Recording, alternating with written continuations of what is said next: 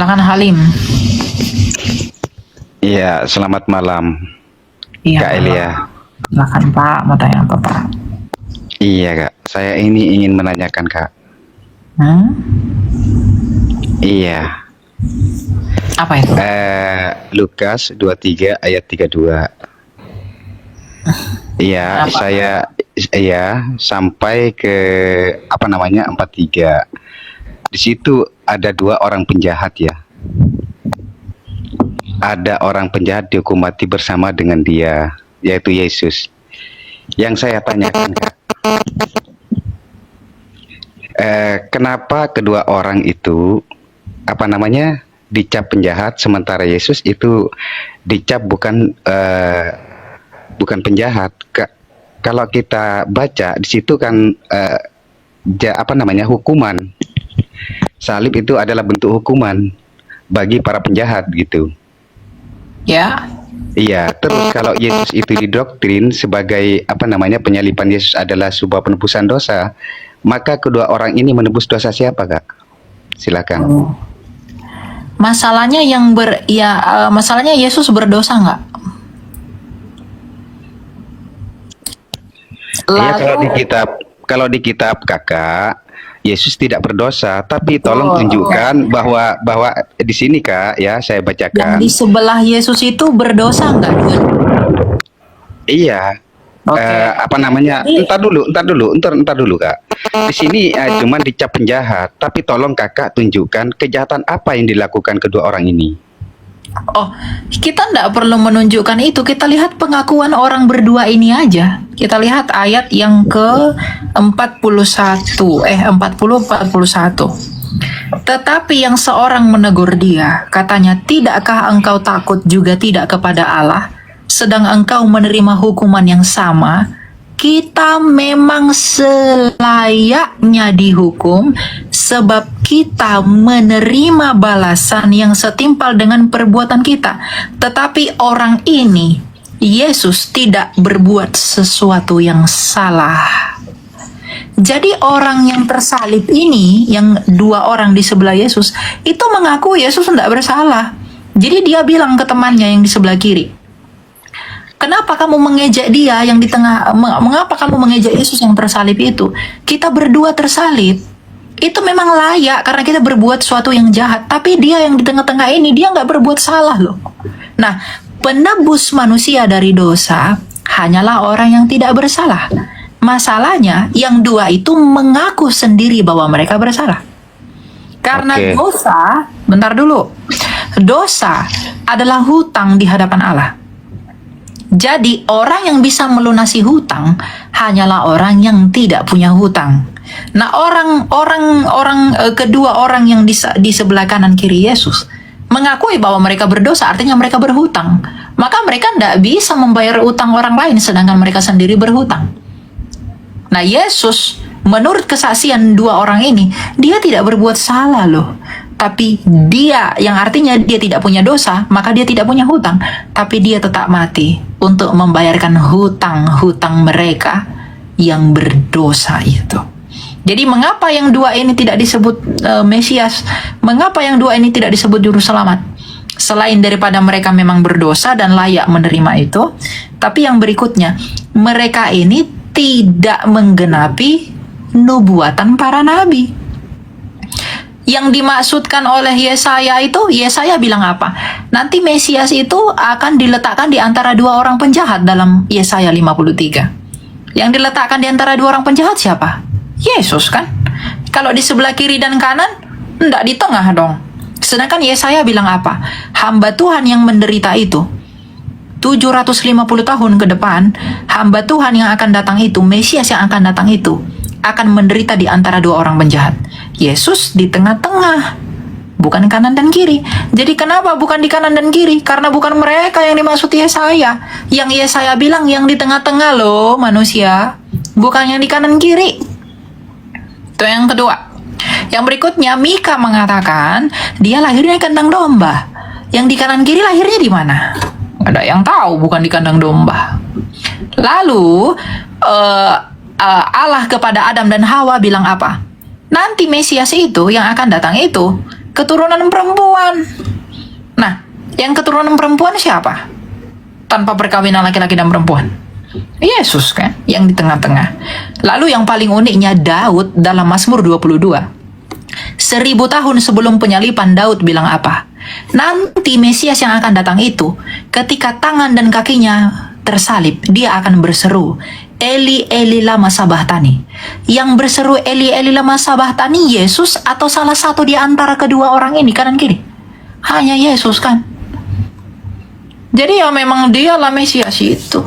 Selain memang daripada ia yang dijanjikan, tapi dia juga yang tidak berhutang. Bukan menurut pengakuan Yesus sendiri loh, tapi menurut kedua orang ini yang tersalib. Karena dia mengakui di Lukas 23 ayat 40 dan 41 tadi. Gitu ya. Tanggapi sedikit boleh Kak? Hah? Oke, begini Kak. Di sini tertulis ya Kak ya. Makanya saya sangat penasaran gitu. Kenapa cuman Yesus yang didoktrin sebagai penebus dosa manusia gitu, sedangkan Tadi dua kan orang saya tidak udah gitu. jawab. Iya iya, ya, Karena ntar dulu Kak. memang yang Ntar dulu Kak. pertama, kamu belajar mendengar.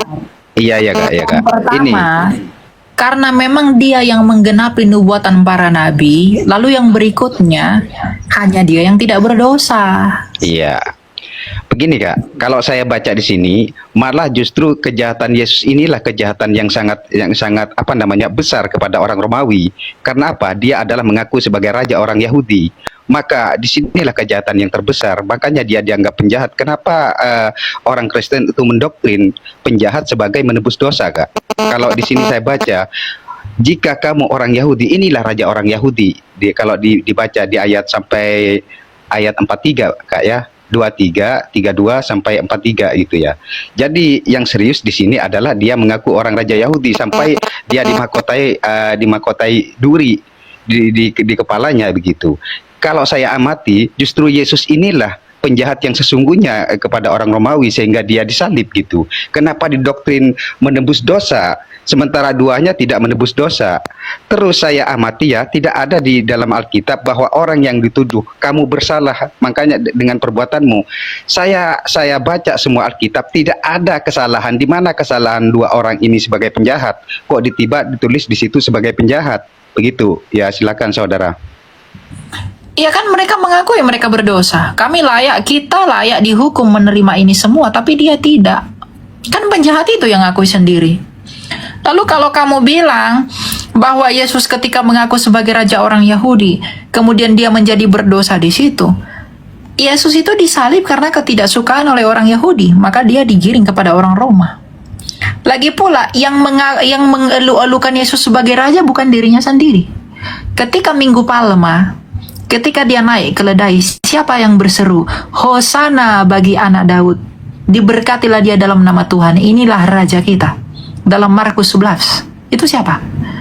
Orang Yahudi sendiri kan, yang mengakui dia sebagai raja, sehingga dielu-elukan dengan daun palma ketika dia melewati gerbang Yerusalem, mau masuk Yerusalem.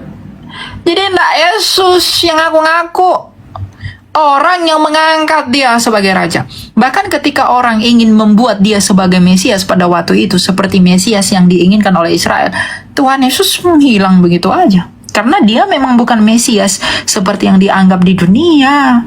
Dia Mesias itu untuk penebus manusia dari dosa. Jadi konsepnya, Yesus penebus manusia dari dosa. Penebus itu harus tidak punya dosa. Itu siapa? Yesus. Atas bukti siapa? Orang yang tersalib aja mengakui dia nggak punya dosa. Gitu. Lalu bagaimana mungkin yang di sebelah? Lalu mengapa kami tidak menganggap yang keduanya ini tidak Mesias? Ya mereka bukan Mesias kok. Mereka tidak menggenapi satu nubuatan pun, dan kemudian mereka punya dosa. Yesaya bilang apa?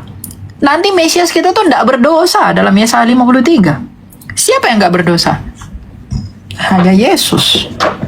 Itu pun bukan pengakuannya sendiri. Orang Yahudi nggak bisa membuktikan. Pengadilan Roma, Pontius Pilatus juga bilang apa? Aku tak menemukan kesalahan apapun pada orang ini.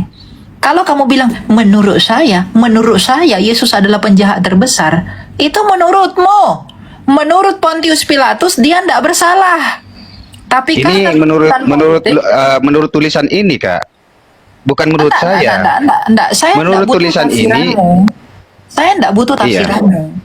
Pada masa itu, pengadilan Roma pun mengatakan, tak ada kesalahan pada orang ini, lalu kamu siapa? Pontius Pilatus nggak bisa membuktikan dia berdosa.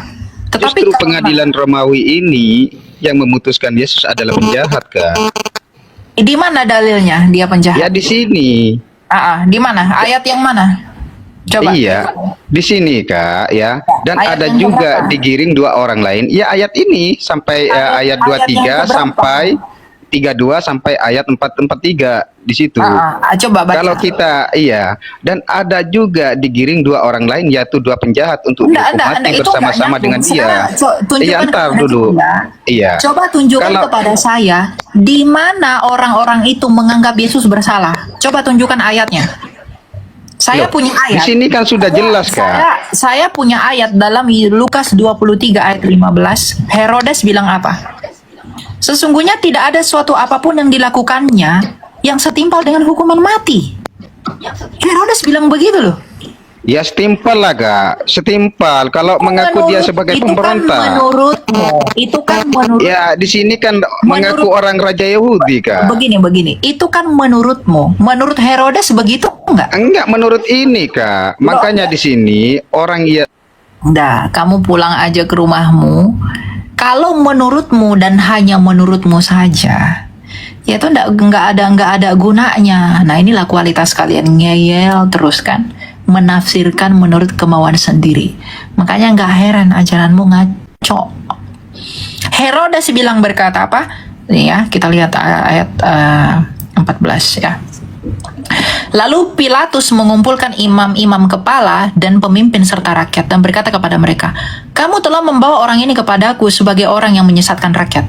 Kamu lihat sendiri bahwa aku telah memeriksanya dan dari kesalahan-kesalahan yang kamu tuduhkan kepadanya tidak ada yang kudapati padanya dan Herodes juga tidak mendapatinya, sebab ia mengirimkan dia kembali kepada kami.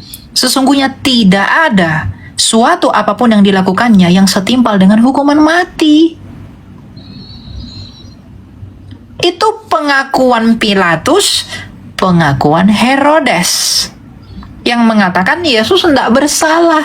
Lalu kamu bilang apa? Dia bersalah. Emang kamu siapa? Pengadilan Roma aja nggak bisa membuktikan dia bersalah.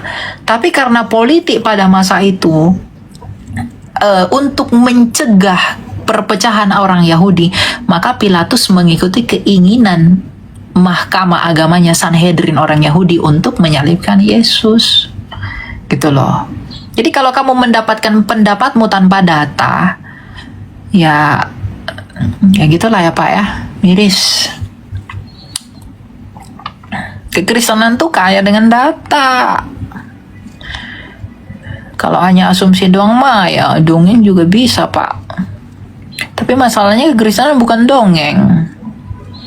Kekristenan itu fakta sejarah.